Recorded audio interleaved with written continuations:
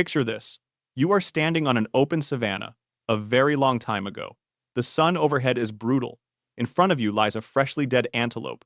There is no fridge, there is no soap, there is no doctor for 100,000 years, and you are hungry. So you eat. You tear warm, raw, bloody meat straight from the carcass and swallow it down. By every rule your modern body knows, this should make you violently ill. Food poisoning, parasites, deadly bacteria. So how did your ancestors do exactly this, day after day, for hundreds of thousands of years, and live? That is the mystery we are digging into today. Because the story of how ancient humans ate meat without getting sick is one of the most underrated survival stories in all of human history. And it is far stranger and far cleverer than you think. Let us start with the biggest secret of all: freshness.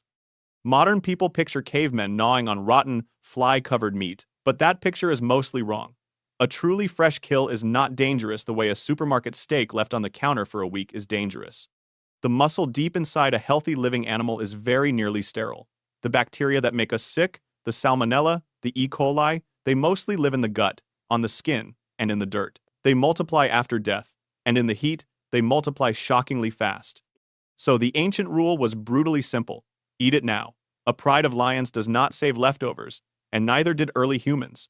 When you killed or found a fresh animal, you gorged.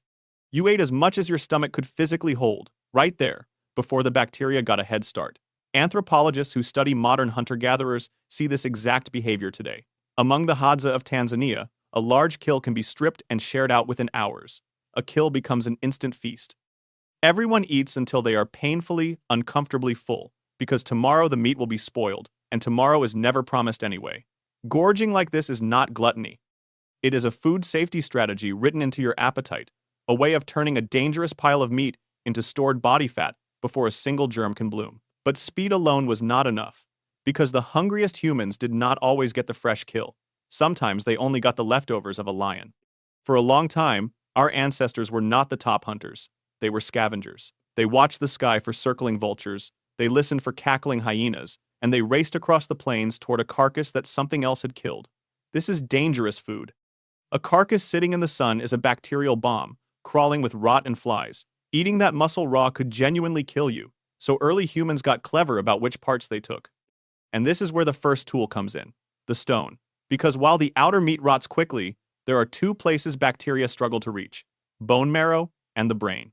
Both are sealed inside solid bone, and both stay clean and rich long after the rest of the animal has turned. Marrow is packed with fat and calories, exactly what a hungry brain craves.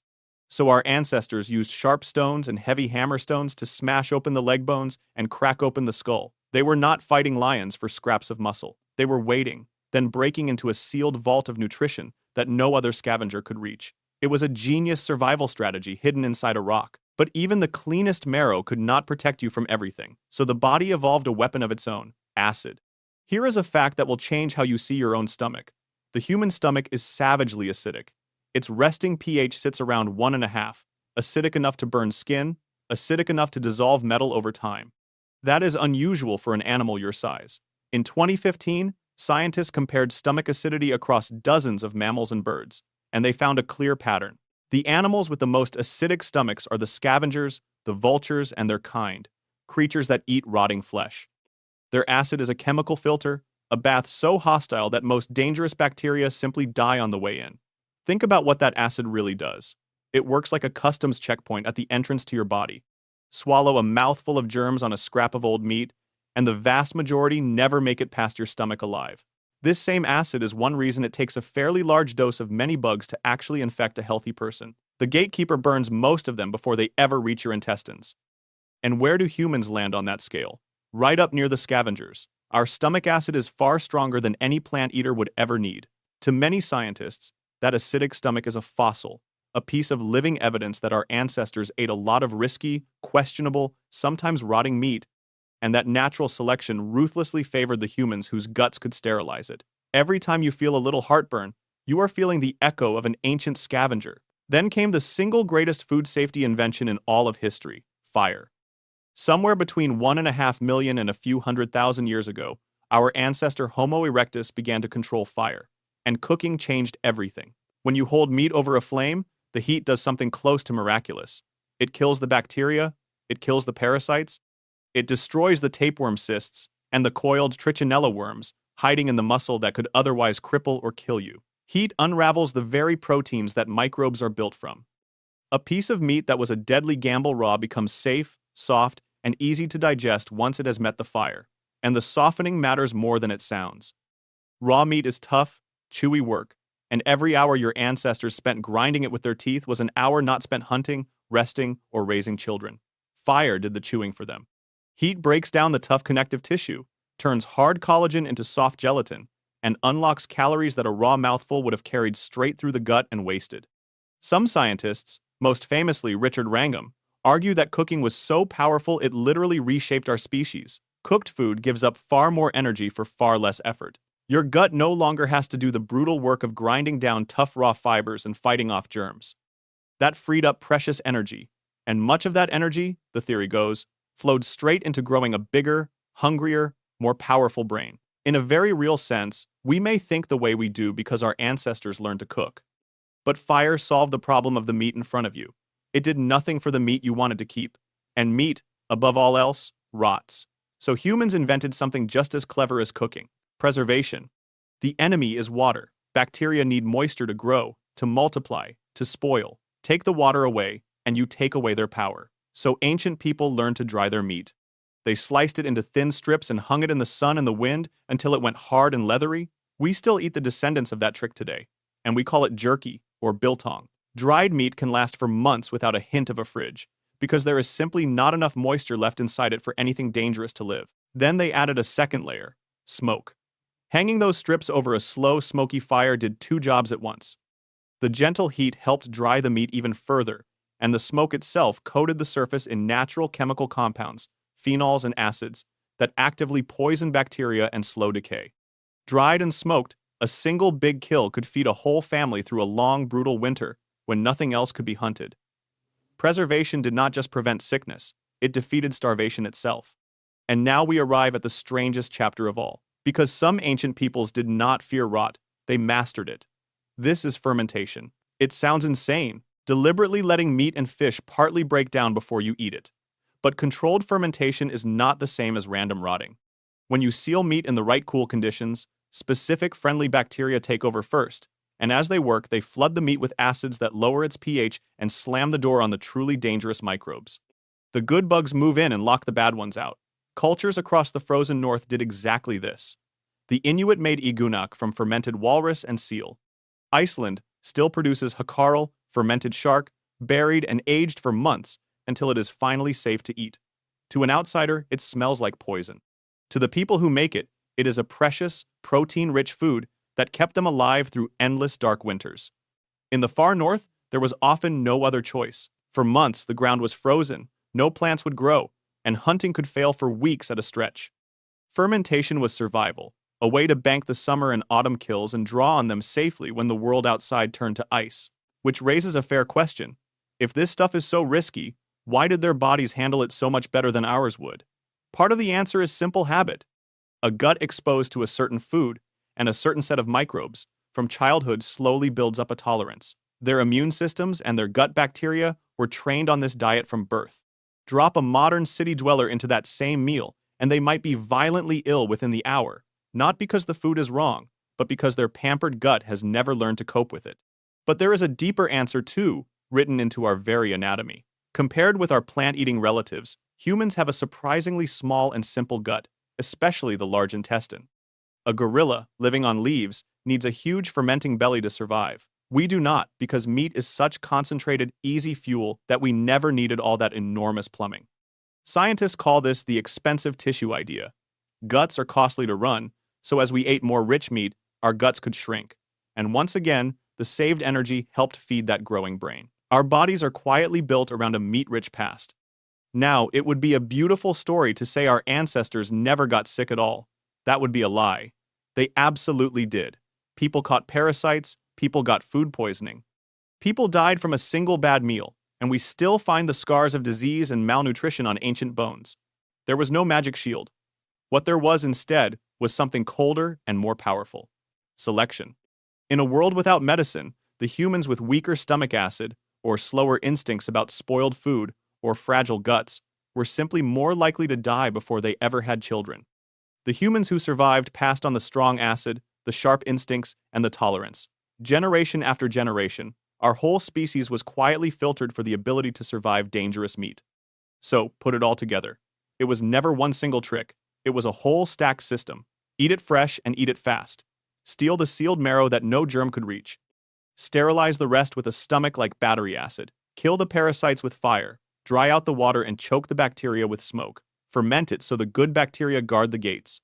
And behind all of it, hundreds of thousands of years of ruthless natural selection, sharpening a body that could eat what would send the rest of the animal kingdom to an early grave. The next time you sear a steak, or wrinkle your nose at meat left out a little too long, remember something. That flash of disgust, that instinct that says do not eat that, is itself an ancient survival tool, handed down from people who learned these lessons the hardest way imaginable. Your ancestors solved one of nature's deadliest puzzles, armed with nothing but sharp stones, hot fire, endless patience, and a gut of solid iron. And the simple fact that you are here, alive, reading this today, is the living proof that they won. Picture yourself tonight, sinking into a soft mattress, wrapped in a warm blanket, your head on a fluffy pillow. Now erase all of it. No bed, no springs, no cotton sheets, no bedroom at all. This is the world your ancestors lived in for hundreds of thousands of years. And somehow, night after night, they slept. So how exactly did ancient humans sleep without beds? The answer is far stranger and far cleverer than you might expect. Let's start with a simple truth. For most of human history, there was no such thing as furniture. Our ancestors did not lie down on wood or metal frames.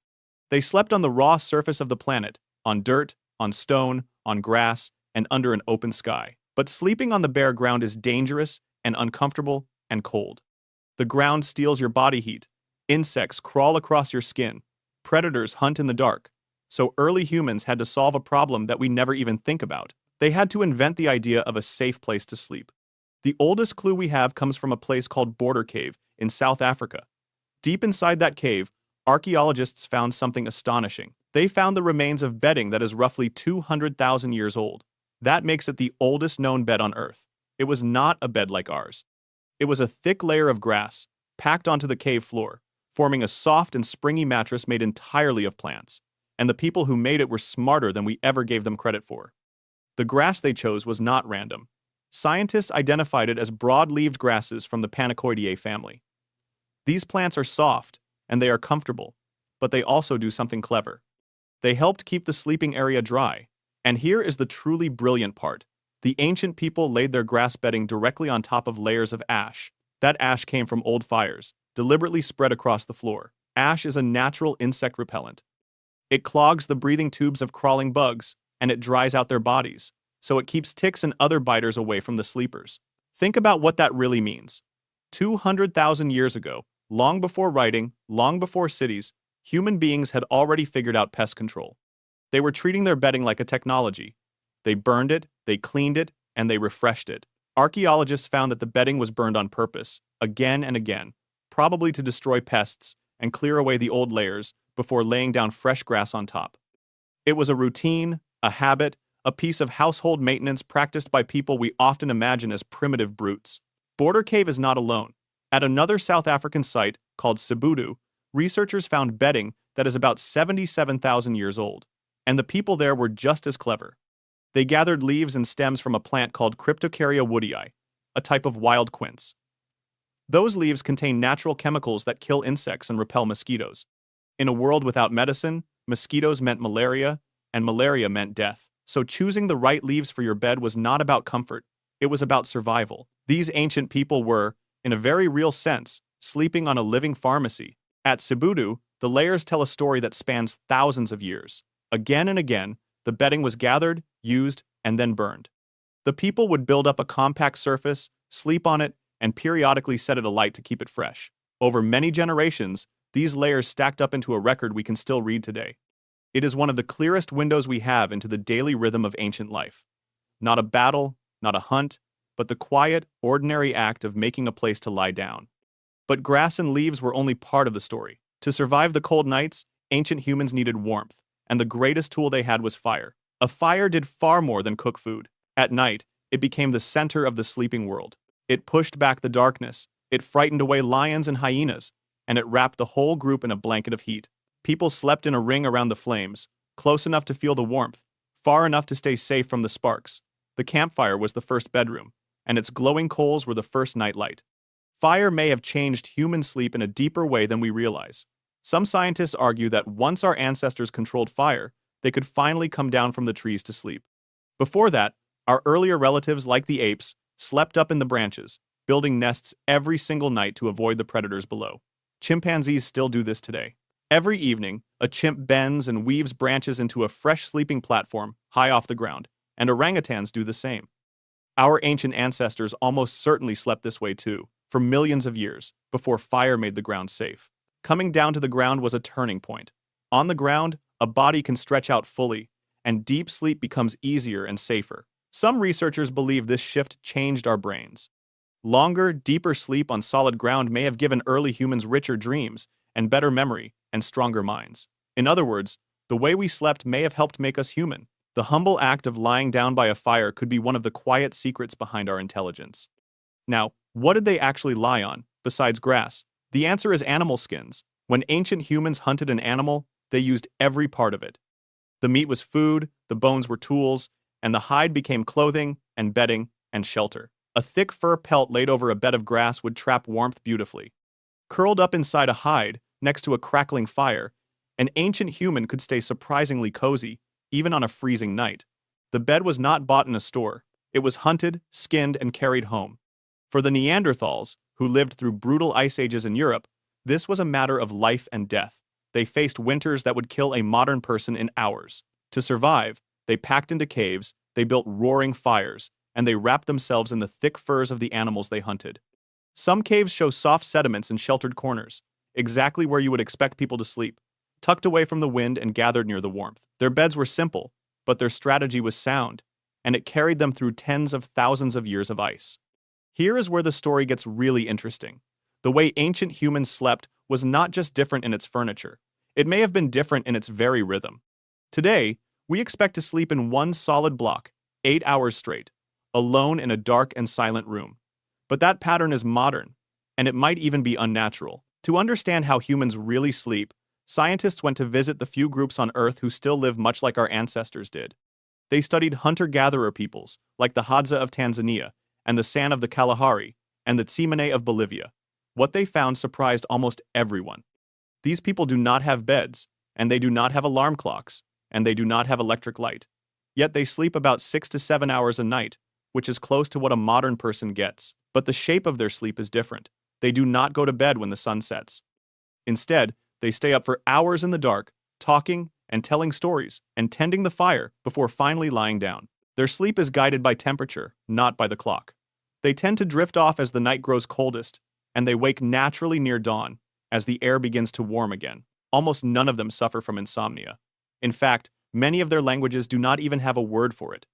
The modern struggle of lying awake at 3 in the morning, staring at the ceiling, may be a problem our ancestors rarely faced. They lived and slept in tune with the turning of the earth. And then there is the question of the pillow. A soft pillow feels essential to us, but for most of human history, it was a luxury nobody had. Instead, some ancient people used something surprisingly hard. Across many early cultures, from ancient Egypt to ancient China, people rested their heads on carved wooden or stone headrests. These curved supports lifted the head off the ground, and they kept the neck cool, and they protected elaborate hairstyles through the night. To us, they look like instruments of torture, but to their owners, they were prized possessions, sometimes even buried with the dead for use in the afterlife. Comfort, it turns out, is partly a matter of habit. What feels unbearable to one person can feel perfectly restful to another. Even the words we use for sleep carry this ancient history. The word mattress does not come from any European bedroom. It comes from the Arabic word matra, which means something thrown down, a mat or a cushion tossed onto the floor. That single word remembers a time when a bed was simply something soft you placed on the ground, exactly like the grass and hides of our ancestors. Language itself is a fossil, quietly preserving the memory of how people once slept. There is another difference that may surprise you. Ancient sleep may not have come in one long stretch at all. Historians studying old diaries and letters uncovered evidence that, for centuries, many people slept in 2 separate shifts. They would go to bed not long after dark, sleep for a few hours, and then wake around midnight. During that gap, In the quiet middle of the night, they would pray, or talk, or tend the fire, or simply lie thinking, before drifting into a second sleep until dawn.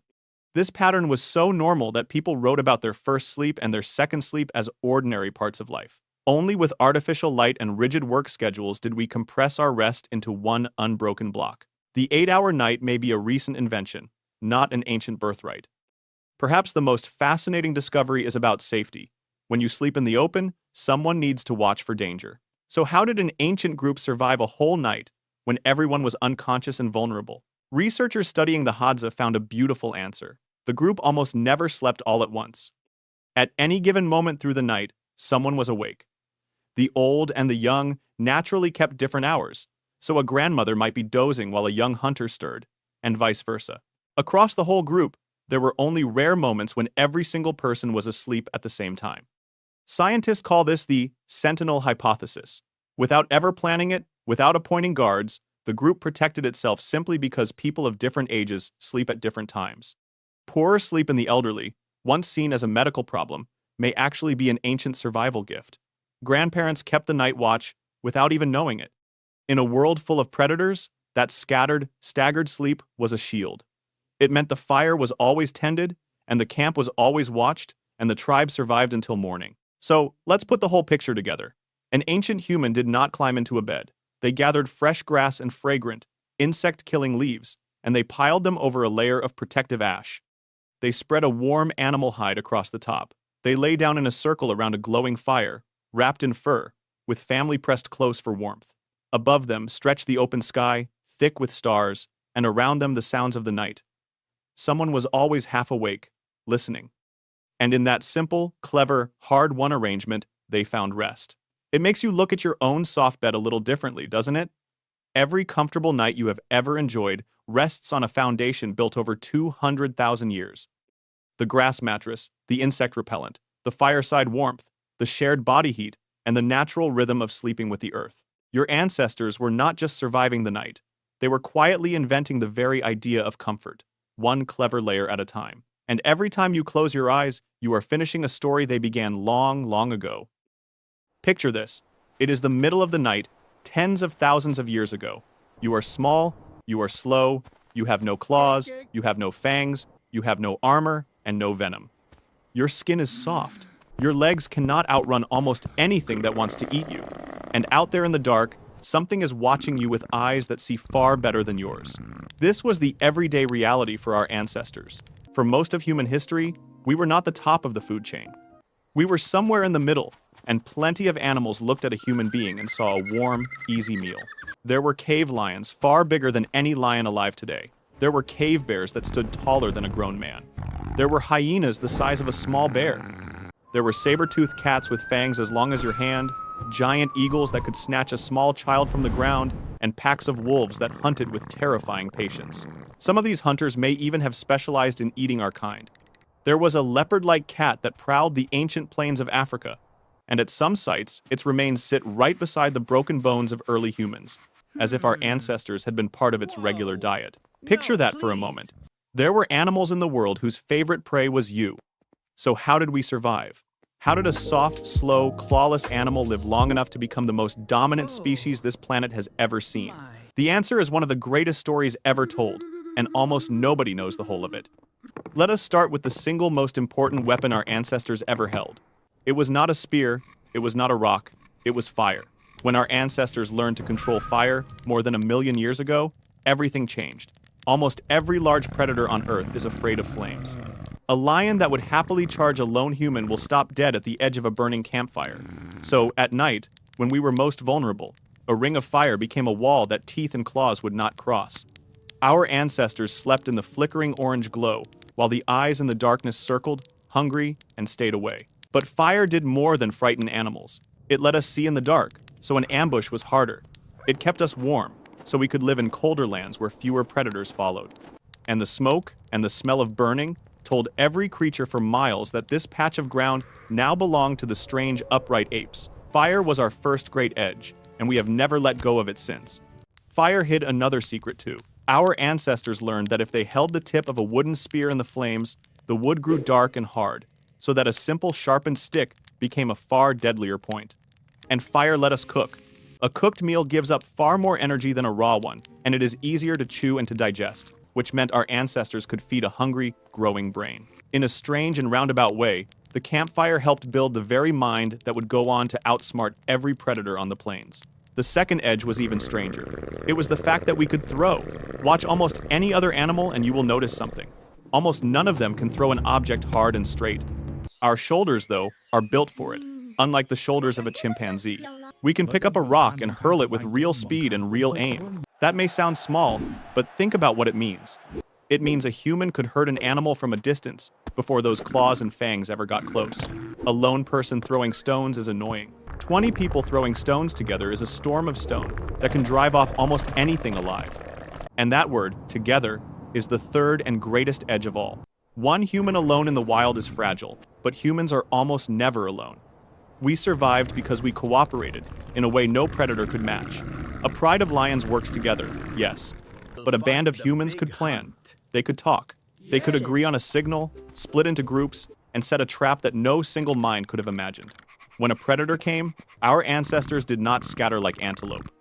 They turned and faced it as one, shouting, waving branches, throwing stones, making themselves look like a single, huge, and dangerous creature. Very few animals will press an attack against a wall of noise and stone and fire.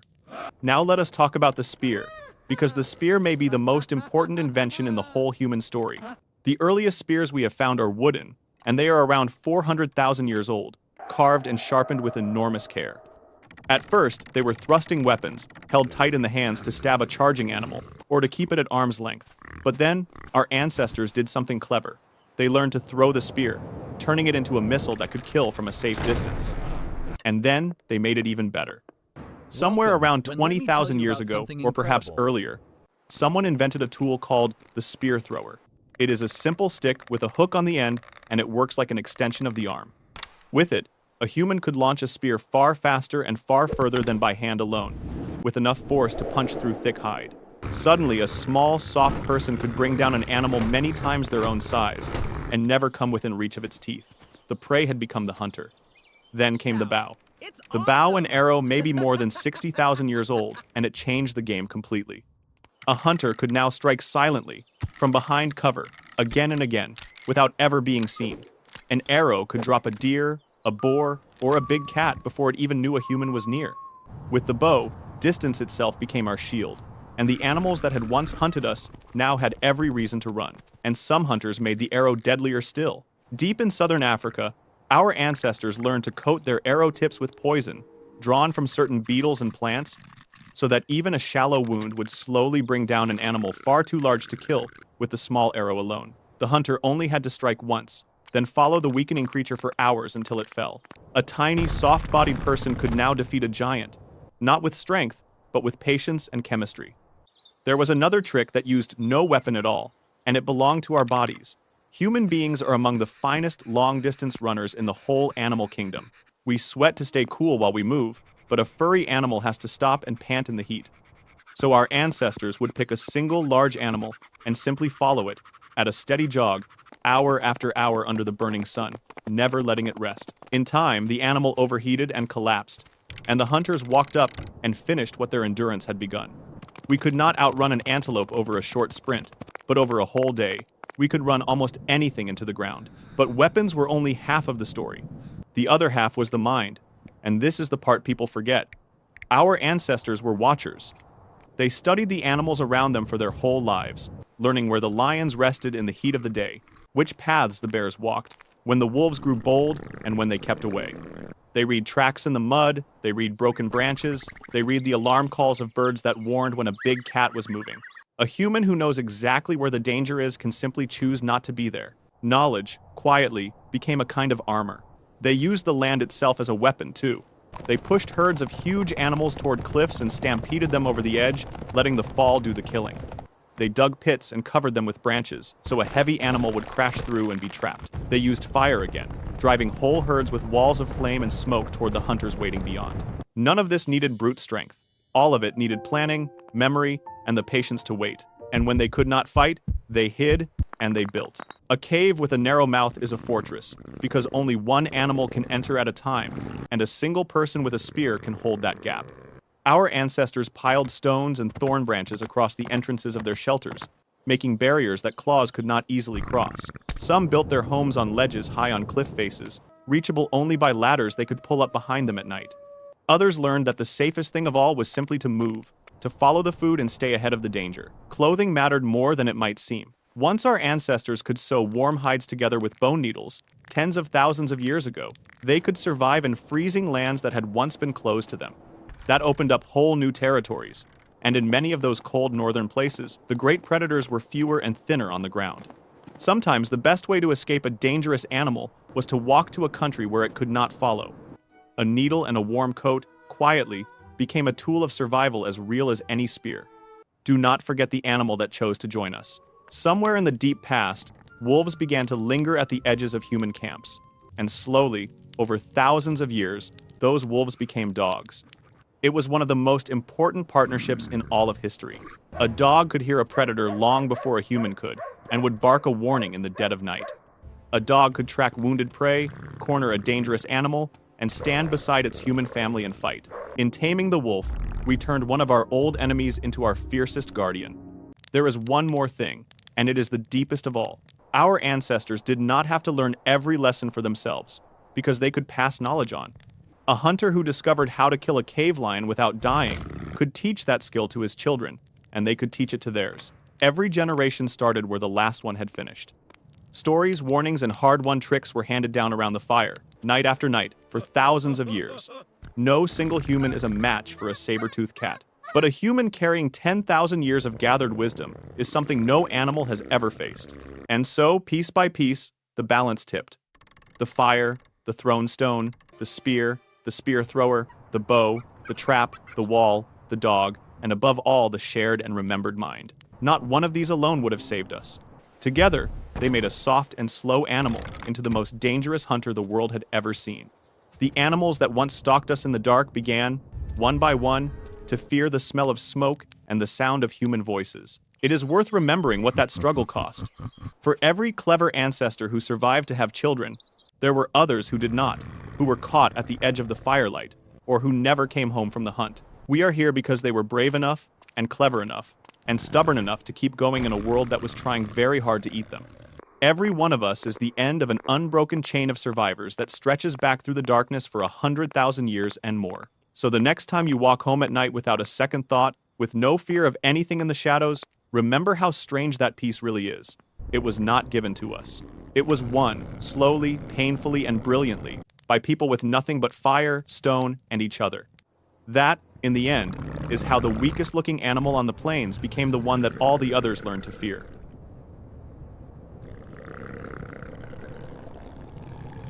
It is the one thing that every single human being who has ever lived has done. Every single day, without a single exception. And it is also the one thing that we almost never ever talk about. Going to the bathroom. You have a clean porcelain toilet, fresh running water, soft paper on a roll, and a door that locks behind you. You do your business, you flush it all away, you wash your hands, and the entire matter simply vanishes, out of sight and clean out of mind. In a couple of quiet seconds, now take every single piece of that away. No toilet, no plumbing, no paper, no flush, no bathroom at all, anywhere. For the overwhelming majority of human history, not one of those things existed. So how on earth did they manage it? How did ancient humans actually go to the bathroom? And, just as importantly, how on earth did they do it without constantly making themselves sick? It sounds like a slightly silly question. It is actually a genuine matter of life and death, and the real answer is far cleverer than you would ever guess. Let's take a look, gently. Let's start with the very simplest situation of all. A small band of humans, always on the move, living right out in the open. For them, the answer was wonderfully uncomplicated. You simply walked a little way off, away from the camp, and you went out in the open, just exactly as nearly every animal on Earth does. There was no special place for it, and no ceremony about it. The whole wide world was the bathroom. But even here, in the very simplest possible version of it, there was already a quiet intelligence quietly at work. Because they did not just go absolutely anywhere. Buried deep in every single human is a powerful instinct that pulls us to keep our waste well away from where we sleep, and where we eat, and where we drink. It is that very same gut-level feeling of disgust that we all still carry around today. The one that makes waste smell so foul to us, and that makes us want to get well away from it. That feeling is not merely fussiness. It is an ancient, life-saving rule written right into our instincts, and our ancestors obeyed it faithfully without ever once having to think about the reason why. And this was something taught very early indeed. A small child, from almost the very moment it could toddle, was steered gently away from the living space, and shown clearly where it was right to go, in just the same way that you were once taught yourself. That one simple lesson, not here, over there, away from where we all live, was one of the very first, and most important, that any young human ever learned. Get it right, and the whole group stayed healthy, get lazy about it, and sickness was never very far behind. And the why behind it is deadly serious. Human waste is absolutely full of the germs and the tiny parasites that live down in our guts. If that waste gets into the food or into the drinking water, then those germs get straight back into the very next person. And the result is exactly the kind of disease that has killed more human beings than any war ever has. A sickness that causes terrible diarrhea can drain and kill a person shockingly fast, and it tears through a whole group like wildfire whenever waste and water are allowed to mix. So that simple, unspoken rule, go away from the camp and never ever near the water that you drink, was never really about being polite. It was one of the single most important survival habits our whole species ever had. This is exactly why being always on the move was, all by itself, a genuinely brilliant sanitation system. A group that walked to fresh ground every so often simply left its waste behind it and moved along to somewhere clean. The land itself, with its rain and its insects and its sun, quietly broke it all down and recycled it away. A nomadic life meant that you never once had to live right on top of your own mess. In a very real sense, the oldest sewage system in the entire world was simply your own 2 feet carrying you off to somewhere fresh. Some groups went a small step further than simply walking away and actually buried it, scraping a little loose earth over the waste, much as a cat does purely by instinct, cut right down on the smell, hid it away from the flies, and gave away far less of the group's presence to any predator that might be tracking them along by scent. A small scrape and a handful of soil was sanitation, camouflage, and pest control, all rolled into one simple motion. So that handles the where and the why. Now for the question that you have secretly been waiting for this whole time: what on earth did they actually use instead of toilet paper? The honest answer is, whatever the world immediately around them happened to offer. And people got genuinely very good at knowing which of those things worked the best. A big, soft leaf was an absolute classic, used right across the entire world.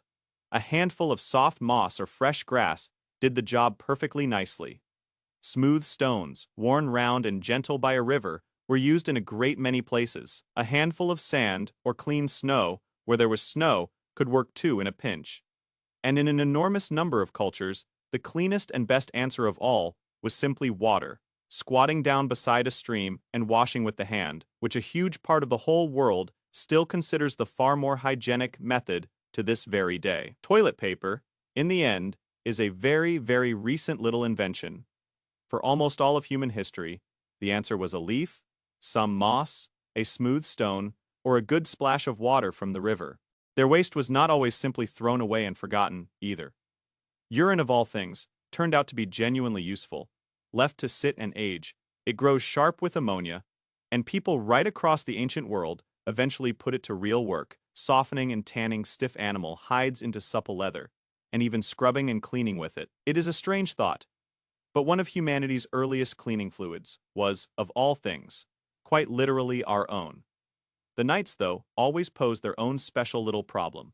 Wandering off into the pitch black, away from the safety of the fire, and out among the waiting predators, just to relieve yourself, was genuinely dangerous. So people struck a careful sort of compromise. They would go close to the camp, but never actually in it. To some agreed spot right at the very edge of the firelight, near enough to stay safe, but far enough to keep the sleeping area clean. It was a small, practical, sensible balance between the danger of the dark and the deep need to keep their own living space from ever becoming foul. Now, absolutely everything gets far more complicated the very moment that people stop moving around. And this is honestly one of the great hidden turning points in the whole of human history.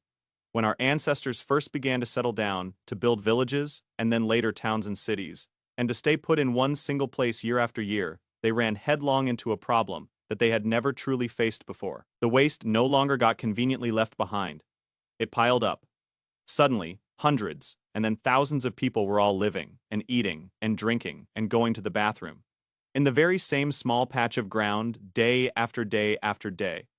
This was a genuine crisis, and for a very long time, humanity handled it really rather badly. Waste and drinking water mixed together freely in crowded settlements, and the result was completely catastrophic.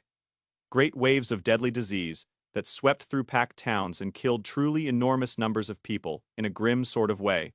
Our own success had trapped us. That old instinct to simply walk away from our own mess, the one that had protected us perfectly for hundreds of thousands of years, no longer worked at all once we had decided to stay put in one place. So people had to invent their way straight back out of it. They began to dig. A simple pit, dug down into the ground, a good way from the home, gave the waste both somewhere to go and something to contain it. The humble latrine, or cesspit.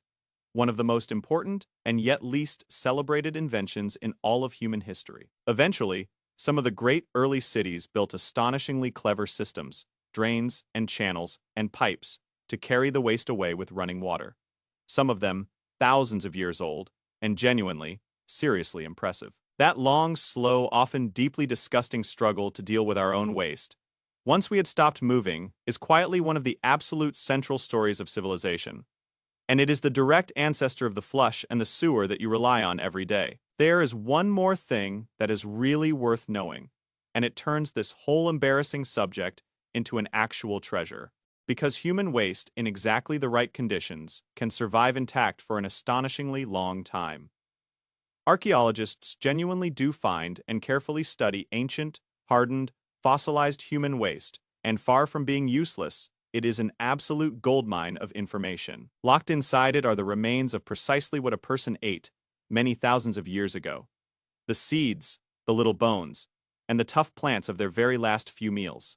It reveals the parasites and the worms that they carried and the general state of their health. A single preserved piece of ancient waste can honestly tell us more about a real person's daily diet than almost anything else that they left behind them. What our ancestors quietly buried and walked away from has somehow become, of all things, one of our very clearest windows into their real daily lives. The rubbish heaps tell their own quiet story too. Wherever people stayed put for a while, their discarded waste, and shells, and bones slowly built up into great mounds that we now call middens. And to an archaeologist, a midden is really a layered diary of absolutely everything a community threw away, eaten meal by eaten meal, over long years. Some of these mounds grew so enormous that they still rise up out of the landscape thousands of years later. And that reveals something just a little bit humbling. Those ancient people were absolutely riddled with intestinal parasites. Worms and other unwelcome passengers were simply a completely normal part of nearly everyone's life. An unpleasant fact of a world with no plumbing and no clear idea at all of how disease actually spread. Getting the waste wrong, even just a little, meant sickness. They managed that constant danger remarkably well with their instincts and their careful habits, but they never once escaped it completely. Clean water and safe sanitation, the two things that finally broke that ancient cycle of gut disease, are among the very greatest gifts that modern life has ever given us. And, for a great deal of the world, some of the most recent too. So let's step right back and answer the question, plainly and without any embarrassment at all. Ancient humans went to the bathroom out in the open, away from the camp, and away above all else from their precious water, wiping with leaves and moss and smooth stones and water, and, whenever they lived on the move, simply leaving it all behind and walking onto clean, fresh ground. Their true toilet was the entire landscape, and their true genius was a deep, instinctive rule to keep their waste far, far away from their food and their drink. A rule that quietly saved countless lives, long, long before anyone knew a single thing about germs. Everything that we have built since the pipes, the sewers, the treatment plants, the clean flush of a modern toilet, is really only an enormous, sophisticated machine for doing the exact same thing that an ancient human did just by walking a little way off into the bushes, keeping the waste away from the water. It is genuinely one of the very oldest pieces of human wisdom that there is. So the very next time you close that door and flush, do spare a small, slightly amused thought for all of your ancestors, squatting out in the open air, reaching for a nice soft leaf, and quietly obeying a rule as old as humankind itself. Never too close to camp, and never ever near the water. That dull throb behind your eyes, the tight band squeezing all the way around your skull, the deep pounding that makes you just want to sit very still in a dark, quiet room. A headache. It feels like such a modern kind of suffering. We tend to blame our screens, our stress, that missed morning cup of coffee, the endless noise and rush of modern life. So surely our ancient ancestors, out in the fresh open air with none of that, were completely spared them. Not a chance. Ancient humans got headaches, and they got them badly. That very same throb in the very same brain is honestly one of the oldest complaints a human body has ever had. A person 20,000 years ago could wake up with a splitting head just as easily as you can. But it raises a genuinely interesting question. If there were no screens to strain their eyes, no coffee to go without, and no roaring traffic to fray their nerves, then what on earth was giving ancient people their headaches? And with no pills in any cupboard anywhere, what could they possibly do to make them stop? The answers are far more surprising and far more familiar than you might first think. Let's take a look. First, we have to understand that a headache is almost never actually a problem with your skull or your scalp. It is your brain's own alarm system, a signal that something somewhere is not quite right. And the sheer number of different things that can set off that alarm is enormous, which is exactly why headaches are so incredibly common, and were every single bit as common in the ancient world. Their lives simply pulled a rather different set of those triggers than our own lives do. Let's start with the biggest one of all, and it is a trigger they pulled far more often than we ever do thirst. Dehydration is one of the most reliable ways there is to give yourself a pounding head. When the body starts to run low on water, the brain feels it quickly, and it complains loudly. Now really think about an ancient life. Water was never just a tap away. It had to be found, and carried, and carefully rationed, and in a hot climate, or across a long day's hunt, running short of it was terribly easy. A great many ancient headaches were almost certainly the simple, nagging ache of a body crying out for a drink, and the cure was equally simple. Whenever they could actually get it, water. Close behind thirst came plain hunger. Go too long without eating, and your blood sugar drops, and one of the very first things that tends to happen is a dull, spreading headache. For people whose next meal was never once guaranteed, who might sometimes go a whole day or more between real meals, that hunger headache would have been a regular and thoroughly unwelcome companion. Then, there is one cause that might genuinely surprise you, and it was hiding in the one place they felt safest of all, right beside the fire. A fire out in an open space is one thing, but a fire inside a cave, a hut, or a closed-up shelter fills all the air with smoke. Breathing that smoke in, hour after hour, especially through a long cold night with everyone huddled in close around the flames, is a remarkably effective way to earn yourself a thick, heavy headache. And we know for a fact that ancient people spent long hours in smoky enclosed spaces. The evidence is even written into their preserved lungs and remains. That cozy, warm, life-giving fire was quietly handing a great many of them a sore head. Their rough, physical, and dangerous lives dealt them another big one: head injuries. A fall, a knock, a hard blow during a hunt or a fight. Bang your head hard enough, and a lingering headache follows, sometimes for days on end. In a world of hunting huge animals, of climbing, fighting, and taking hard falls, knocks to the head were genuinely common. And the dull ache of a rattled skull was something an awful lot of people would have known well. The sun itself was another reliable culprit. Long hours out under a fierce beating sun, especially without nearly enough water, can bring on a heavy, throbbing head, and a real overheating of the whole body could make it far, far worse. A day spent hunting across open, shadeless ground in the heat was practically an open invitation for a headache.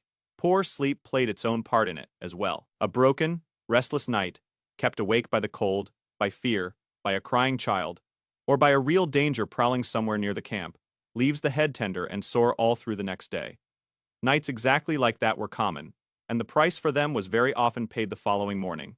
And then there were all the headaches that come riding in alongside illness. Almost any fever, any infection, any sickness at all tends to bring a headache along with it as part of the miserable package. In a world that was full of infections and fevers, with no medicine to cut them short, the sick headache was simply everywhere. If you were ill in the ancient world, your head very likely hurt too. And we should certainly not imagine that their lives were somehow free of stress either. They faced very real fear and real danger, real grief and real conflict. And the body answers all of that by tightening up the muscles of the neck, the jaw, and the scalp. which is precisely what squeezes out a tension headache. That tight band clamped around the skull is really the body clenching itself, and an ancient human under genuine threat clenched every bit as hard as we do under our own modern pressures. But not every ancient headache came from the outside like that. Some people, then exactly as now, were simply born to suffer the very worst headache of them all, the migraine. A migraine is not just a bad headache.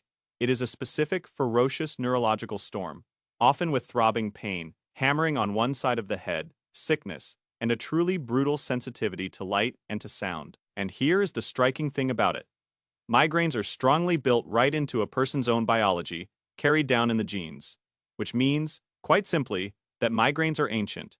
The very same genes that make some people migraine sufferers today were being carried by their ancestors long ago. Somewhere, tens of thousands of years back, a person was lying in the darkest corner of a cave, one hand pressed hard against their throbbing temple, riding out the exact same miserable storm that a migraine sufferer endures. Right now, it is one of the very oldest and most completely unchanged of all our human afflictions. Now, interestingly, they were also spared a few of the headaches that plague us today. With no coffee, no tea, and no caffeine of any kind at all, they never once suffered that very specific, grinding headache of caffeine withdrawal, a genuinely common modern complaint that simply did not exist for them. And with no close-up reading, no glowing screens, and no dim indoor light to squint at for hours on end, the modern eye strain headache was very largely absent too. Their headaches were real and frequent, but they were a rather different collection than the ones that we know. And a truly bad head was never only miserable, it was genuinely dangerous. A hunter whose skull was pounding could not properly focus, could not track his prey, could not make the split. Second choices that kept him alive out there. A headache did not merely hurt in the ancient world. It could put a person, and sometimes their whole group, at very real risk, that alone made finding relief worth almost any effort at all. So that is the why of it. Now for the truly crucial question, what on earth did they actually do about it? Because they were absolutely not helpless in the face of a pounding head. Very far from it. The first answers were the obvious, sensible ones, and they are exactly the same ones that you still reach for yourself today. Rest water. If thirst was the cause of it, getting well away from the smoke and out into the fresh air, a migraine sufferer would crawl off into the dark and the quiet, because they learned, just as sufferers still do now, that darkness and stillness genuinely ease the storm. So much of all headache relief, then and now, is simply removing the cause and then letting the tired brain settle. Then came the plant remedies, and here they truly had real medicine. The bark of the willow tree, either chewed raw or brewed into a drink, eases pain and calms a headache down. And it is the direct ancestor of the very aspirin you yourself might take for a headache today. Different peoples, each had their own local herbs, known to soothe an aching head, gathered and remembered carefully by their healers. A pot of a certain bitter brew was, in effect, an ancient painkiller made for exactly this. They used their own hands, too. Firm pressure and steady massage on a throbbing temple or on the tight, knotted muscles of the neck and the shoulders can genuinely ease a tension headache, and rubbing an aching head is such a deep, deep human instinct that we all still do it now without even thinking. A cool object held against the forehead, or gentle warmth pressed to a stiff neck, took the edge off in exactly the way that a cold cloth or a warm pack still does for us today. And then there is the most dramatic, almost unbelievable response of them all, and one that we have solid physical proof of. Some ancient people actually drilled holes directly into the skull. It is called trepanation, and it is one of the very oldest surgeries that we know of anywhere found on skulls many thousands of years old right across the entire world. A hole would be carefully cut, or slowly scraped, straight through the bone of a living person's head. But why on earth would anyone do such a thing? We cannot always be completely sure, but relieving pressure and pain and truly terrible headaches is one of the leading ideas. Someone in absolute agony, with a head that simply would not stop its pounding, may well have believed that opening up the skull would somehow let the badness out. And the truly astonishing part of it is that the bone all around these holes very often shows clear signs of healing, which means the person actually survived the whole operation and then lived on afterwards. Whatever it was that drove them to something so extreme, it shows just how utterly desperate a truly terrible headache can make a person. A desperation that any migraine sufferer might, in their very worst moment, quietly understand. So let's finally answer it plainly. Did ancient humans get headaches? Absolutely, completely, and constantly. They got them from thirst and from hunger, from the smoke of their own fires, from hard knocks to the head, from fevers, and for the unlucky ones, from the very same inherited migraines that still torment people to this day. What they were largely spared were only our newest inventions, the caffeine headache and the screen headache, and they fought back against all the rest with the very same tools that we still trust ourselves. Water, rest, darkness, fresh air, willow bark that became our aspirin, a firm hand pressed to the temple, and, in the very most desperate cases of all, a hole cut carefully into the skull itself. The headache, in the end, is a deeply human inheritance, a single shared ache running unbroken all the way from a figure clutching their head in a smoky cave, to you clutching yours in the glow of a screen. The triggers behind it have shifted and changed with the times, but the throb itself is the very same throb it has always been. And so, quite remarkably, are very nearly all of the cures. So the next time your head is truly pounding, and you reach for a tall glass of water and a quiet, darkened room, just know that you are doing something genuinely, profoundly ancient. Your distant ancestor in the dark of their own cave was reaching for the exact same relief, only without the glass and without the tap. Dawn, you are crouched in cold reeds, up to your knees in black water. You have not eaten in 2 days. Your breath is shaking, and then you do something strange. You open your mouth, but the sound that comes out is not yours. It is the cry of a bird, high, trembling, perfect. And out there in the gray mist, something answers. Think about that for a second. You just spoke a language you were never born to speak. This morning, the real one? Your morning you woke up, tapped a glass screen, and a little chirping bird sound told you it was time to get out of bed. A ringtone. Cute. For you, the animal's voice is a toy. For the human crouched in that freezing water, it was the thin line between eating and starving to death. Same sound, two completely different worlds. So here is the question almost nobody stops to ask. How does an animal with no claws, no fangs, no wings, no venom, no armor, no fur to speak of, how does that soft, slow, shivering, sunburned creature become the single most dangerous hunter this planet has ever produced?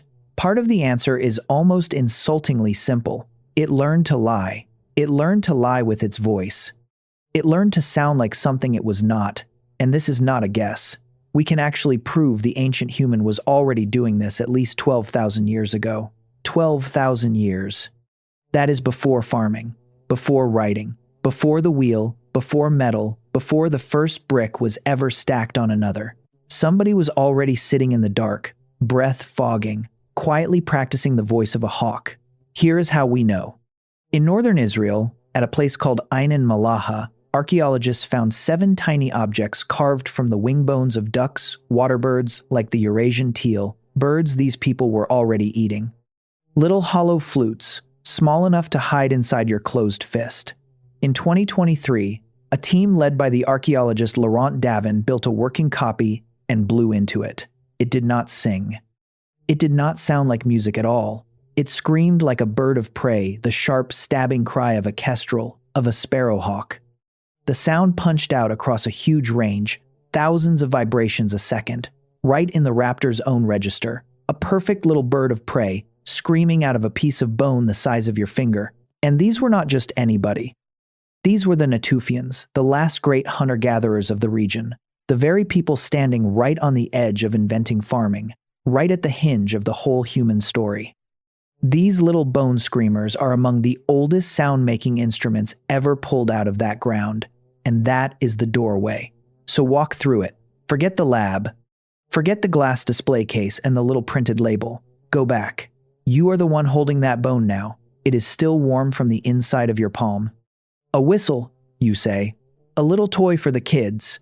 I honestly thought the same thing, but look closer. These were not random happy noises. The pitch matched real hawks, the exact scream of birds these people knew, feared, and wanted. You do not tune a toy that carefully, you tune a tool. A tool built for one narrow, cunning job, to convince a wild animal that another animal is out there talking to it. And that is a strange, powerful, slightly terrifying idea. Because before you could ever carve that lie into a bird's wing bone, you first had to build the lie inside your own throat. So start with the ugly truth, the one we don't like to say out loud. For most of the human story, you are not the top of the food chain. You are somewhere in the anxious middle. You are meat. You cannot outrun a lion. You cannot outclimb a leopard in the dark, and the leopard hunts in the dark on purpose. You are slow, you are weak, you bruise, you bleed, and everything out there is faster than you. And it is not just the ground you have to fear. Go far enough back down your own family line, and you find the Tong child, a small ancestor from South Africa, studied by Raymond Dart back in 1924. Look at the little skull, and there are punctures and scars in the eye sockets. The marks of an eagle.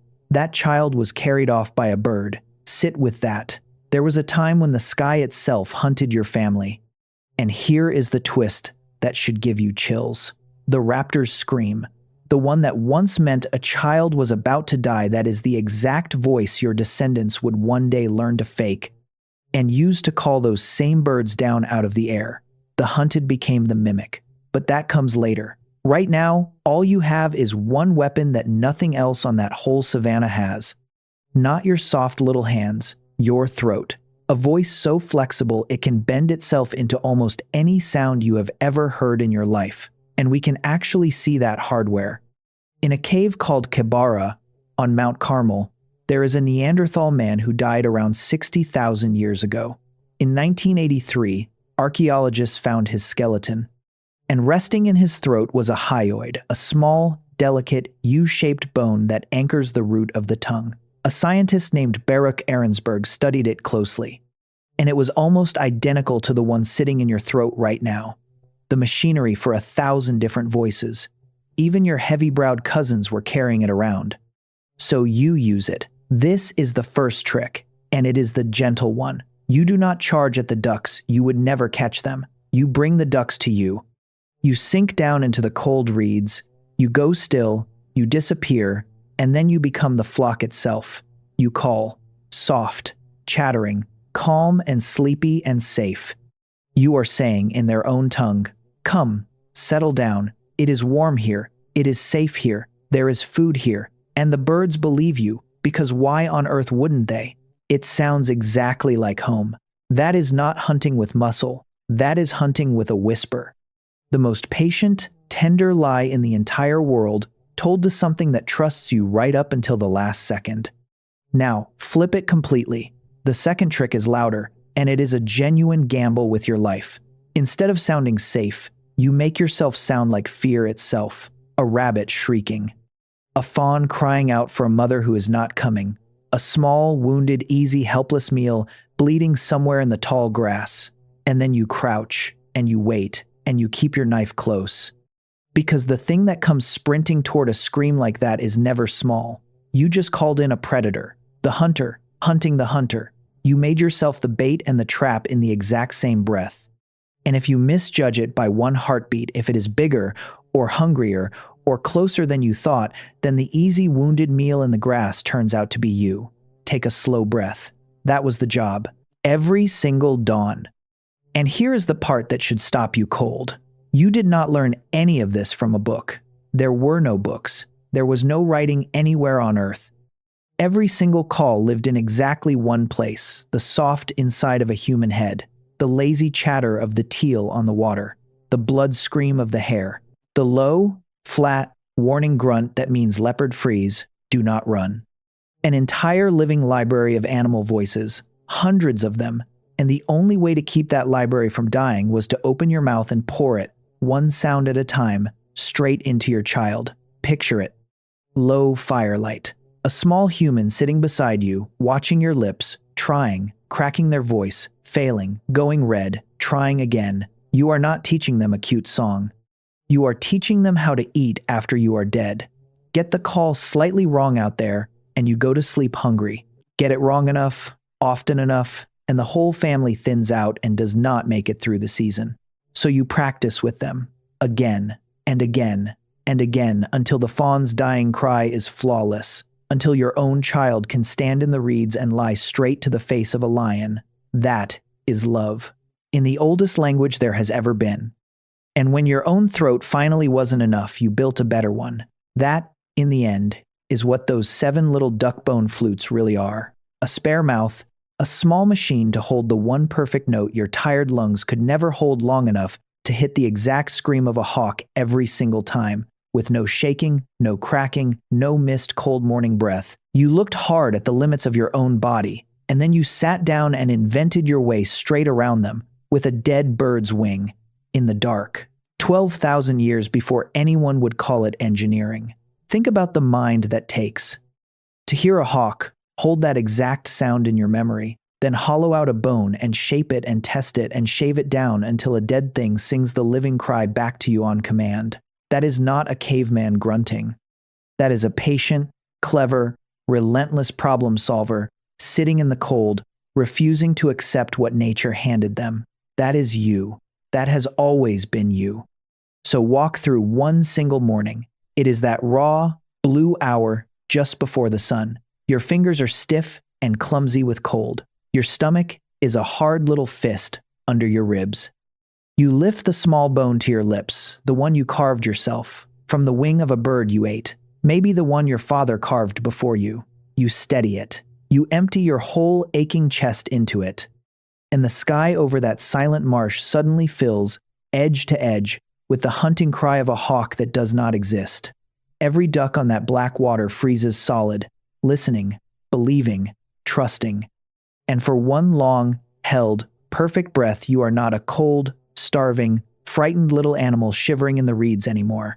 You are the most convincing hawk in the entire valley. And not one living thing out there has the faintest idea that you have no wings, no talons, no feathers, nothing but a cold throat, an empty stomach, and a lie so good the whole marsh believes it.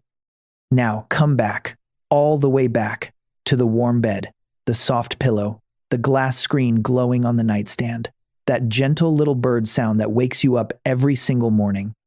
You have never once, in your entire comfortable life, needed to sound like an animal to stay alive.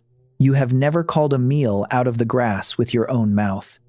That voice, the trick it took your ancestors more than 100,000 years of cold dawns to master, you quietly traded the whole thing away for a ringtone. One you can swap out with your thumb, half asleep, without even thinking about it. And here's the thing nobody tells you. You didn't actually lose it. It is still in there, right now. That same throat, that same small U-shaped bone, the exact hardware that once lied to hawks and called death out of the tall grass. You just use it to argue about where to get lunch.